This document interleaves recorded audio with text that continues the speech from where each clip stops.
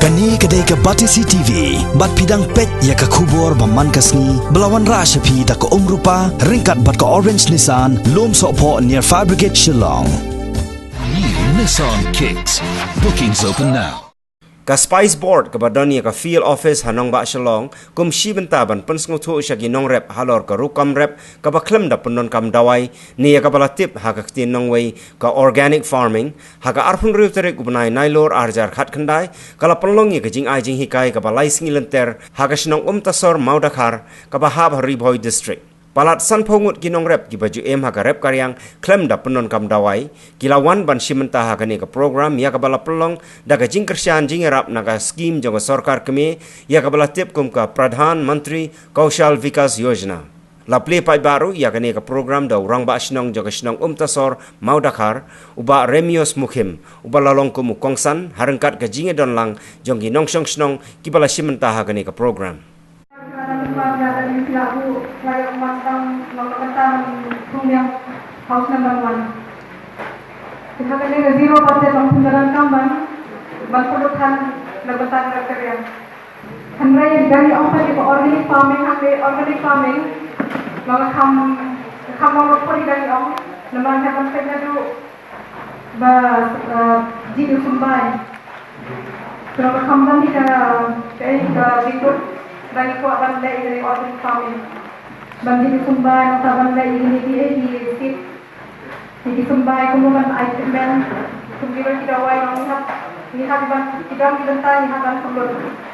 Kenapa bangsa dia memang bagi organik ini lah bangsa dia itu dan tambah sertifikat ini. Kedepan dia itu sertifikat kami bikin siu berhapan siu registration ini satu bandai. Sampai hakan sebelum. Dalam yang sertifikat pas dilakukan penjaga coba luar kami. Kalau kerjanya saya kalau tahu betul. Next. Kita mengenal ganti kuatan bahan telah yang kelihatan kisah ke organik. Jika ini bisa berdasarkan penyiapan dek. Ini satu conversion bahan telah yang negara lengkap kalau ada aidawai. Mempertelah masyarakat organik kebang kelengkap kebang dari aidawai kerana bentar tinantong habang yung mempertelah ke farm makan long organik lalang tok majuga sedangkan jiru umbai long habang tip habang ped mau sumbai bolong kumbo dog bangin dewan jiru sumbai Sumudur ki sumbai na bar, kindai ban long sumbai ki bala ai dawai lepa, ki bala tek dawai. Kini dai ban fake, kindai ban ban ki dawai. Ki dawai chemical semuanya. Kahaban organik, long ban fake han kong madu bala jeep yo sumbai. This is the first program that we have conducted in Meghalaya. This program is for the farmers who are already practicing organic farming, and this is a 3-day program. First day we will teach about the theory of the organic farming, second day it will be on practical session, and third day all the farmers will be assessed by an external agency. Actually, this program we have planned for the entire Northeast. All the 7 states, Spice Board is conducting the program.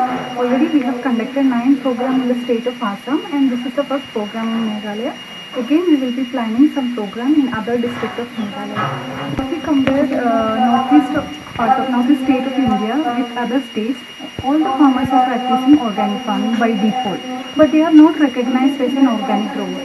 So this PMKGY program is mainly aiming the farmers who are already practicing organic farming, but they will get a recognition as an organic grower. So it is not a teaching process, but it is a recognition process in which the farmers will get a certification.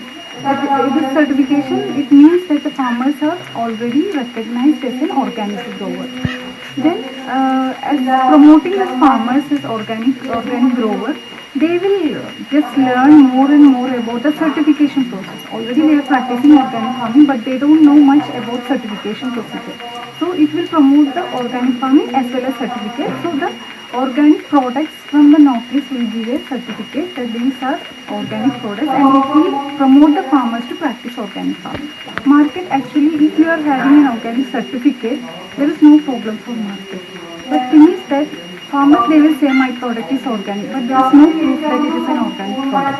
Okay. By certification procedure, actually we are certifying the procedure, not the product.